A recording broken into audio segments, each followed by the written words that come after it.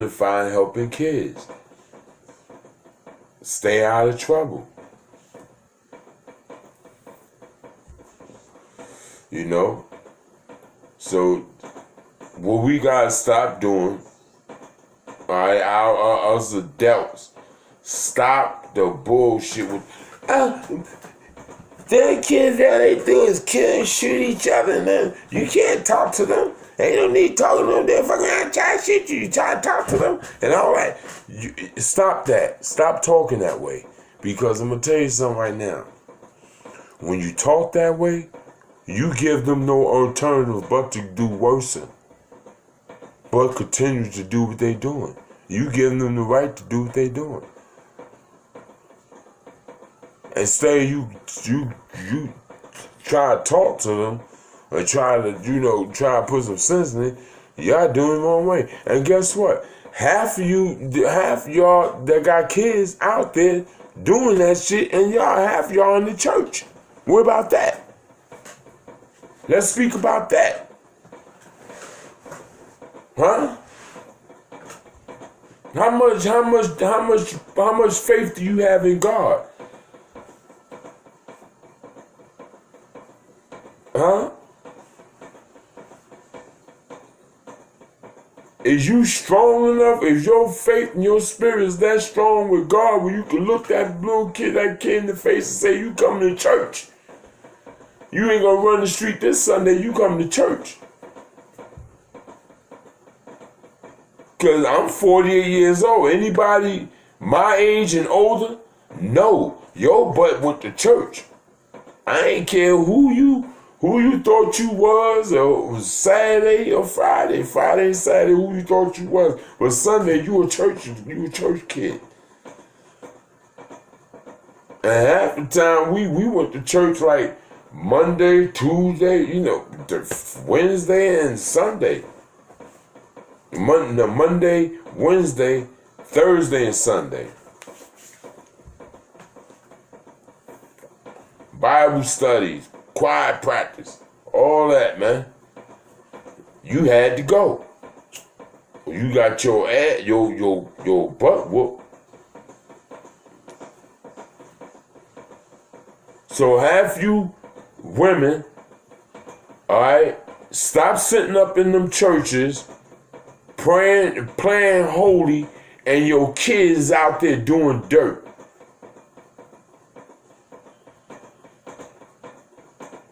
And all y'all favorite line. Oh, well, all I'm gonna do is pray for him. What I can do is pray for him. That's bull. That's the most lame excuse you could use. That's a overrated excuse that all you use. But you can't not only pray, you gotta pray and take action after you pray. You pray and then you say, Lord, you pray, your Lord, I'm gonna go in this room, and if I find some drugs or I find a gun, anything I find in that room, he's getting out of here. If I can't talk to him, he's gotta go. But I'm not having this in my house where I pay the bills and I'm the boss.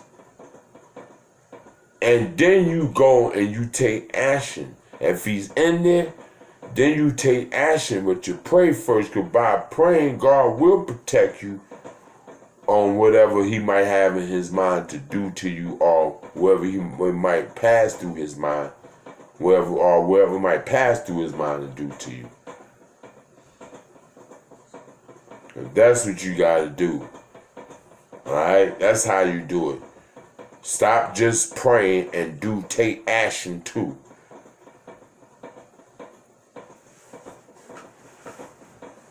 And then you got nerve when you up in the church, somebody walking there, you got nerve look at him like he's stupid. Like he don't belong there. But your kid out there doing dirt. You want to talk about that person coming to church, but your kid out there doing dirt. Churches ain't like they used to be, man. It's a lot of you people in that church that is shaming God, man.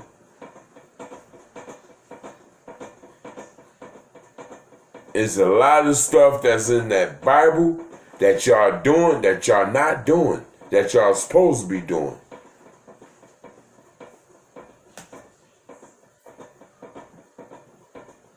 You know what I'm saying? So stop putting the young kids down and start helping them. Stop putting them down, start lifting them up. Alright, it ain't gonna hurt you. It's not gonna hurt you to stop a kid out there and talk to him, man. If you know he's doing wrong, you see him doing wrong, you see him about to do wrong, get involved.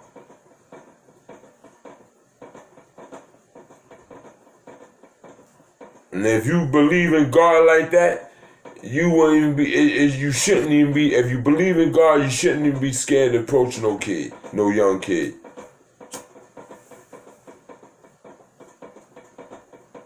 You shouldn't even be scared. I'm gonna give a few young. I'm in Atlanta, Georgia. I'm gonna give a few young boys that I know that are alright with me, and I could talk to them, and they talk to me, and they respect me. You know what I'm saying? I got mad love for them. Nothing I won't do for them, man. They my young boys, but there ain't nothing I won't do for them. There ain't nothing they won't do for me, man. You know what I'm saying? And I don't corrupt their mind. When I talk to them, I make sense. And I make them understand, man. And even though they might go do their dirt after they talk to me, but there's something I said to them that's going to hit them. One boy, he used to be in trouble all the time. I seen him today. He doing good. Got a little girlfriend chilling, man. Doing the right thing, man. Working, you know.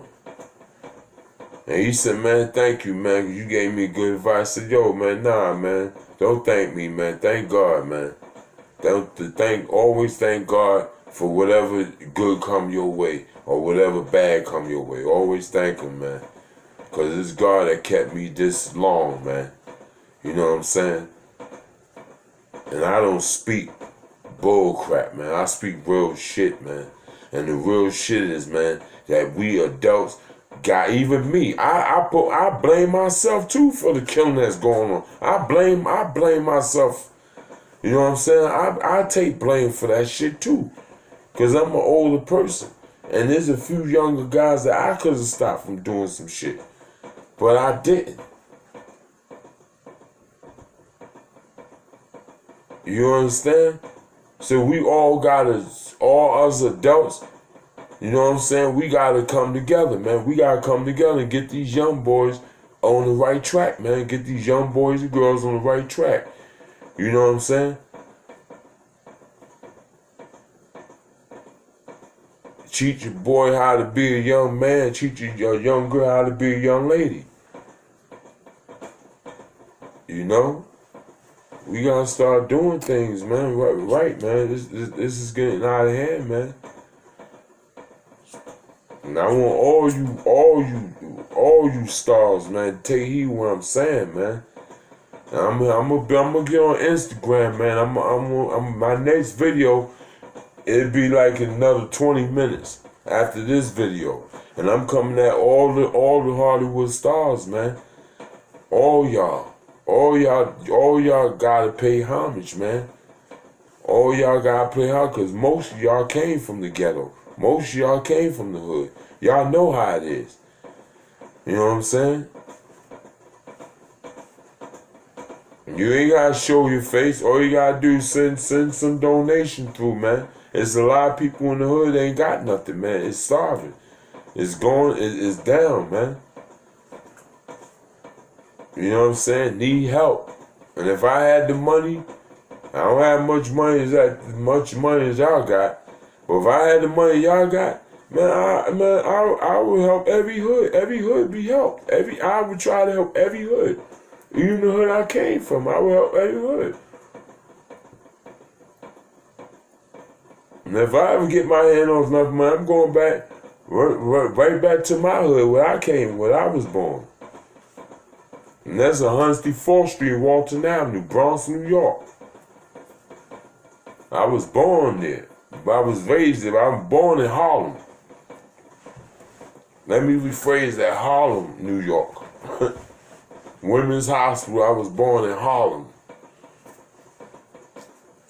Between the Bronx and Harlem, that's where I've been. My Bronx was like my stomping grounds, and Harlem was my home. And I lived on 104th Street, Walton Avenue. My mother had a place in Manhattan, and my mother had a place in Harlem.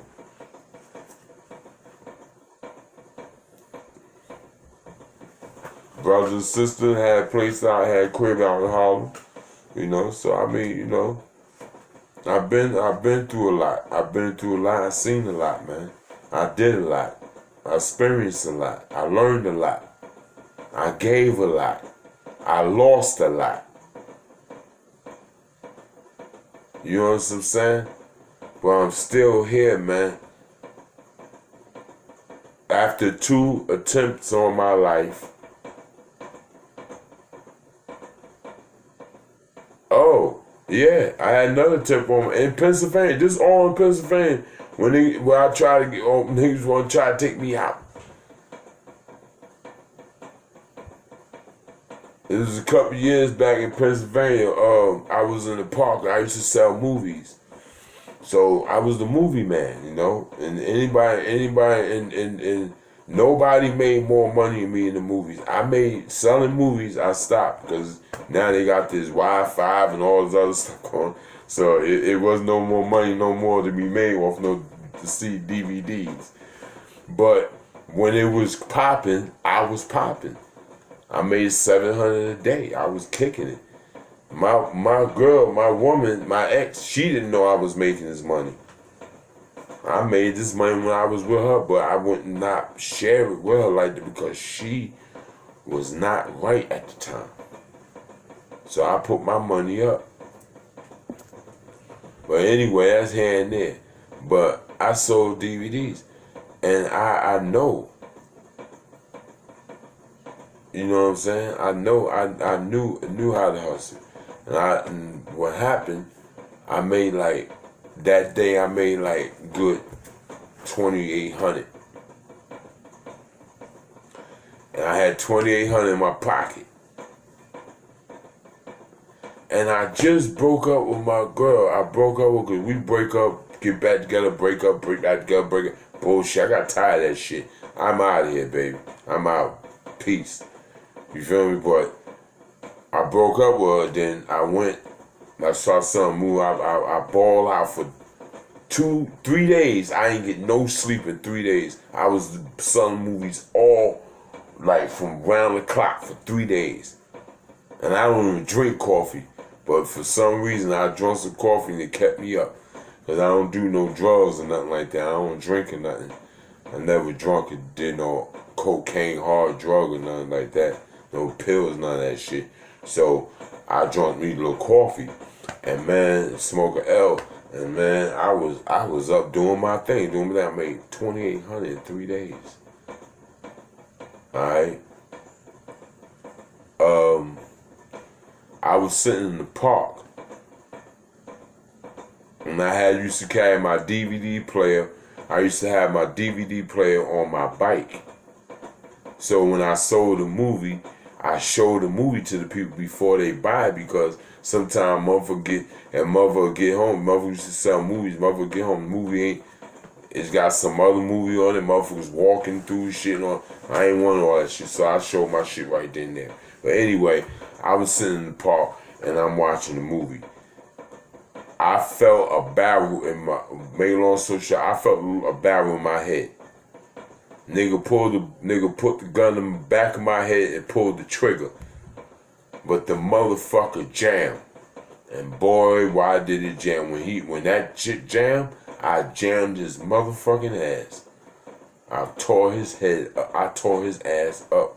I beat him with his own gun, man. I beat him with his own gun. I fucked him up. Because it was that quick turnaround. And when I turned around, I grabbed his arm. And that was that.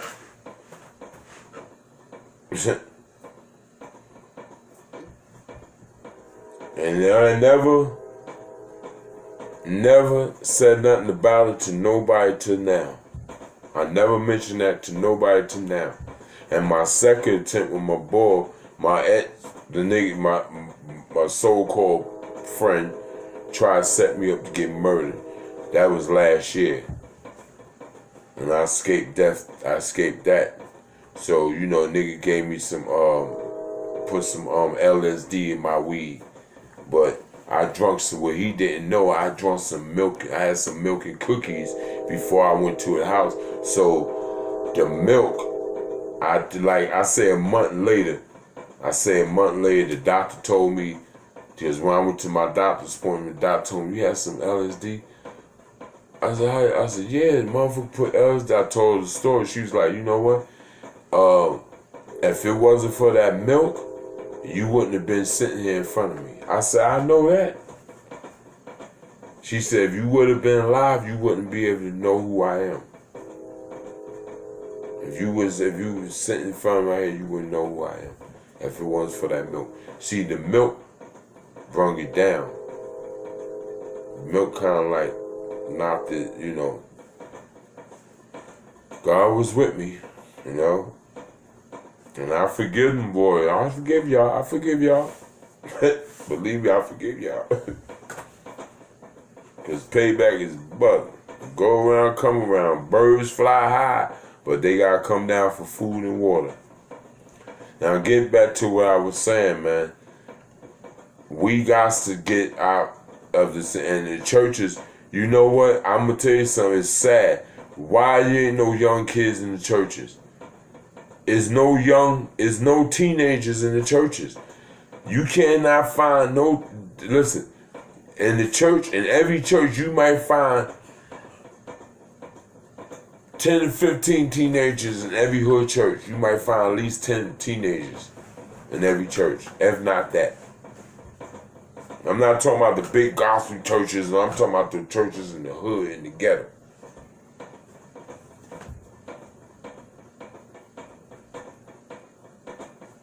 You're going to find them. Because most of the mothers, like I said before, kids doing shit is going to church.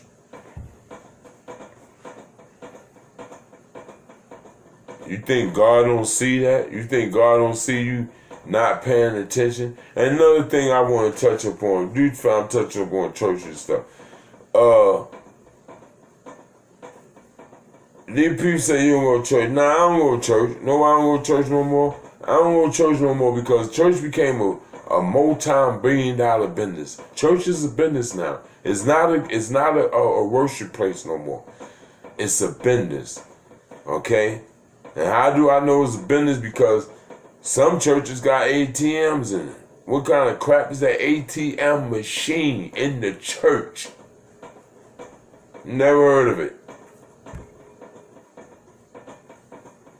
Back in the days, nobody ran to the ain't nobody run to the bank. If they ain't have the money right then and there, they just put their hand. Okay.